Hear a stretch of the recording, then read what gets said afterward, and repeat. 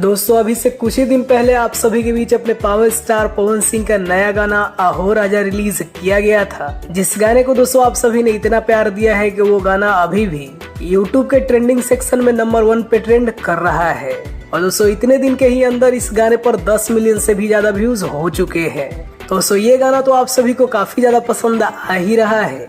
इसी बीच आप सभी के बीच एक और नया धमाका जल्द रिलीज होने वाला है। जी हाँ दोस्तों, गाने का पोस्टर आउट हो चुका है और गाने का दोस्तों नाम होने वाला है बियाहल महिला। दोस्तों गाने का नाम थोड़ा सा हटके होने वाला है और दोस्तों ये गाना भी थोड़े अलग अंदाज में बनाया गया है। गाने का पोस्टर आप सभी देख ही सकते हैं। ये गाना एक देसी स्टाइल का सॉन्ग होगा जिस गाने में आप सभी को अपने